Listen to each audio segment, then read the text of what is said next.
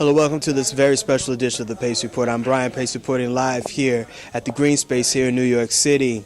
As part of the Green Space tribute to Zora Neale Hurston, tonight, Hancock Rux, the dynamic poet, playwright, and author, will be doing a stirring tribute to the 75th anniversary of The Eyes Are Watching God.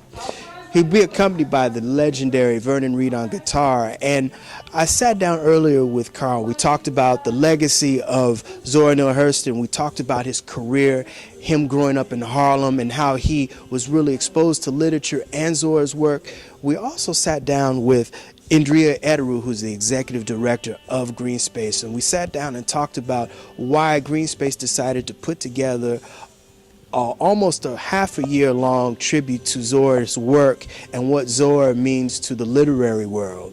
So sit back, relax, and enjoy the 75th anniversary of Their Eyes Are Watching God, presented by Green Space, featuring Carl Hancock Rux, as well as Vernon Reid on guitar, live here at Green Space.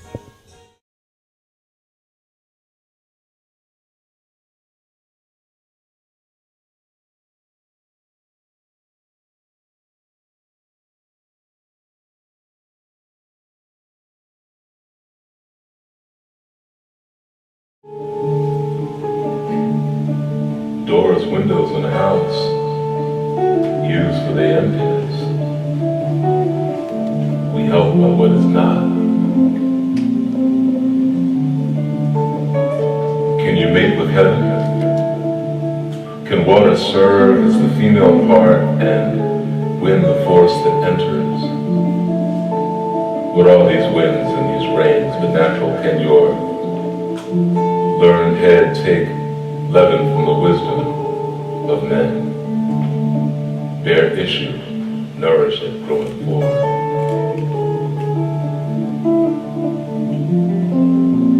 You are at the core of life, the breath of life moving through a deathless valley of mysterious motherhood which conceives and bears the seed, the seeming of the world never to end.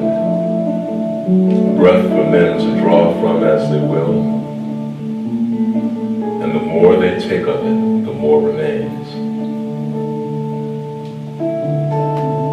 Come.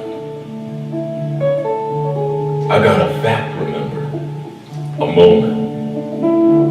Not that last moment, or the one between of muck windstorms. Not 4 people dead up Jupiter way at seaside Kelsey City. Not Fred and Anna losing their baby to the wind south of the point of landfall or downed wires northward from Pompano Beach, or the gale coming inland crossing the lake with winds measured on the ground. Not bodies washed out, never found, laid to rest at the rear eye wall, where dikes broke along the Martin County, or the bodies washed ashore to mass graves in Puerto Mayaca. Man at his best is like water, serves as he goes along, like water seeks his own level, the common level of life. Their Eyes Are Watching God. This is the 75th anniversary of Zora Neale Hurston's gothic and iconic novel. And this has been a big celebration that these guys have been doing here at Green Space. And tell me about your adaptation for the male point of view of this book in tonight's performance.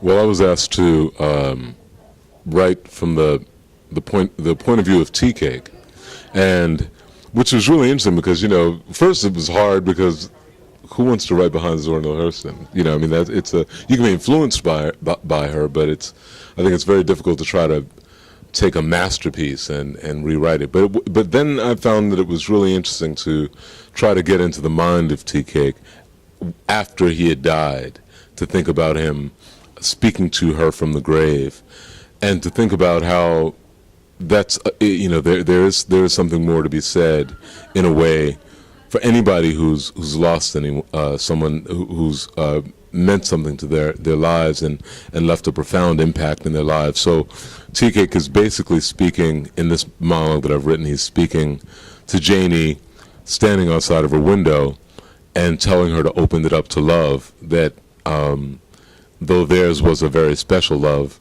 he's basically encouraging her not to keep her window closed. And I sort of create a backstory for TK. He talks about his own mother and about his father in the turpentine camps, and his father having never come home from Cedar Key, and his mother always waiting for his father to return home one day, and his father never did. So we presume that his father probably died, but he never knew and never found out. So his father was a mystery to him.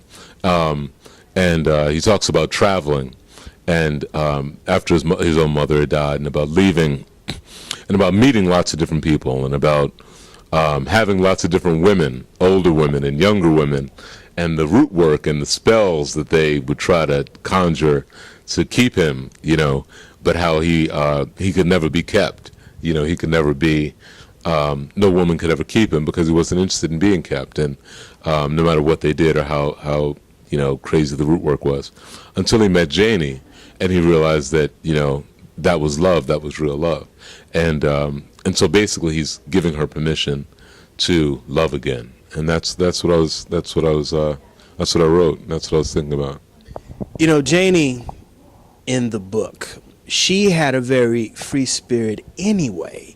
And what I find very interesting about the book now, it seems like, a lot of literary giants now, like Alice Walker and Toni Morrison, they kind of connected with her writings because she was a forgotten writer for almost 25, 30 years. Absolutely, yeah, in a big way. She really was forgotten, and her works had been largely unpublished. Yeah.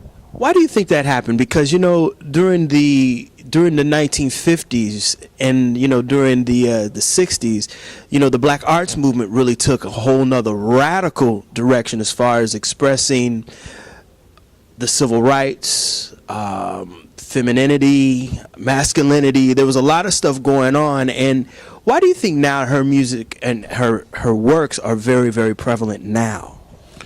Well, I think they're prevalent because it's masterfully written, and it's beautiful, and it touches the soul. I think it was forgotten because if you look at sort of post-war America and the turn that we took, and of course with an African American male dominated literary scene, it was very easy for her work to sort of to have been forgotten and to have not been thought about. And then with the movement of the civil rights movement, there were a lot of things happening in the lives of black folk. Obviously post-war, 1950s, 1960s, and in terms of literature, it's sort of always interesting to me that there's sort of this stark contrast or the stark difference between the kind of book Their Eyes Are Watching God was and Richard Wright's book was Native Son, and how that began something else, and that began a turn, and we were almost no longer interested in love. And I shouldn't say we weren't interested in love, but I don't know that love was attainable as a theory, a philosophy, a feeling, a spiritual entity, anything that was a concentration, the love of a man to a woman, the time for love, the time for family or family values, or having freeness. We really were looking at some very tangible, tactile, difficult things like race, like lynchings, and on and on, the Ku Klux Klan and all these things, and education and money and poverty and war, and it escalated, and it got deeper. And so this kind of poetic love story from an African American writer, and I think that's key as well, because I don't know that if she weren't an African American female writer, if her work would have been forgotten. I do think that because she was a black woman, which puts her, and especially at that time, in this very strange place, low on the totem pole of being, in terms of what people see, who people want to hear from, what people think matter, or what people think matters and what people think they have to say, giving them a platform, that platform itself dissolves and doesn't exist. And so I think it was very easy for her work to sort of go away until we see this turn with the feminist movement, until we see this turn with the womanist movement, until women start to reclaim themselves again, born again out of a civil rights movement and out of a radicalism, and you get people like Alice Walker and whoever else, all these, Tony K. Bambara and all these other writers, and they're starting to publish again, and they're starting to write, and they're starting to write their own works and allow love as well as allow violence, and to rediscover this voice that was so rich and so researched, and so much a part of our history. It was like finding one's own lineage. I think that's what we found. We found it's like looking at old family pictures you never knew existed and finding out who your grandmother was and who your great grandmother was, who your great grandfather was. Where your DNA is, and our DNA is in Zora Neale Hurston's work. It's very clear. And without her, we don't have the complete picture of ourselves. I remember old man Iva's hands was big and fat and bruised to bleeding, stained from the long day's work at the dye house. But old man I would come by way of Fruit Cove, and he could make that wood box play, plucking them strings with his cracked fingers tipped, and we children, we was quiet together in the dark. Just as this thumb finger stopped over, he would look up and see us watching. That's how I learned to pluck. Not by him telling me how to pluck, but by him playing. And not by the sound of it being there, but by the sound no longer being there. Remember what I had just heard. I learned to play by listening to the absence of sound and by remembering what I saw. Old man's Iva's hands belonged to the bend and the rush, ears curved to some flickering lantern light. Mama heard that sound too. But my mama, she never stepped out the house, not once to come across the ditch. She kept her window open. She let the sound come in, hoping maybe that music would bring her man home. Walking up the path from rosin and pine trees with a bucket of gum black as oil tar, with tall tales and fresh scars, but my daddy never did. I used to wait too, wondering if maybe my daddy would come keening and speaking in tongues, or speaking the language of fathers to sons with the talk of railroad cars and cattle traders. Would his voice crack like the squeal of a pale bush pig, or would he whisper my name with a teary eye turning to tomorrow? I wait till I turn away from waiting, and then I began my legs. Indira, this is a very, very, very special project. You are paying tribute to one of the great female African-American writer, Zora Neale Hurston, and you're also paying homage to the 75th anniversary of Their Eyes Are Watching God. Tell me about how you decided to put this together from the female perspective as well as Carl's version for the male perspective of his interpretation. Well, about a year ago, I was just leafing through my bookshelf, and I realized, looking back at the publication date, that the 75th anniversary was coming up. So we had adapted a couple of works as part of our New Theater of Sound initiative. And I thought, why not Zora? It's so based in the oral tradition. All of her anthropological field work deals with the sound of Florida and Eatonville. Why not honor the 75th anniversary at this time? So I convened a cast of extraordinary actors. I brought in Ruben Santiago Hudson to direct the radio piece, Arthur Yorinks to adapt it, and then we just kind of took off. So we've been celebrating and honoring this extraordinary American writer's work since March. I also took my team down to Eatonville. And Zora says something. She says, you got to go there to know there. So we decided before we would roll out our programming that we as a team would really immerse ourselves in the process and really get a look, a feel, and a sense of where this woman grew up and where the story took place in Eatonville, Florida. Yeah. Hear me singing a how wind spring would drown the men. But be still, girl. Now a man not ready to die, not really dead. He stayed walking around guarding love, left behind so as to soak up the last of love and squeeze out of it what little he forgot to drink. Funny how some things come back to me now, stories I heard once in old railroad cars, things I learned about dead men and what they leave behind with their women. I know one person told me if a man come too soon to cross a dead man's threshold to court his widow, his shoe likely to fall off. And he stay long enough in that house, he find his coat ripped up the back when he gets to put it on.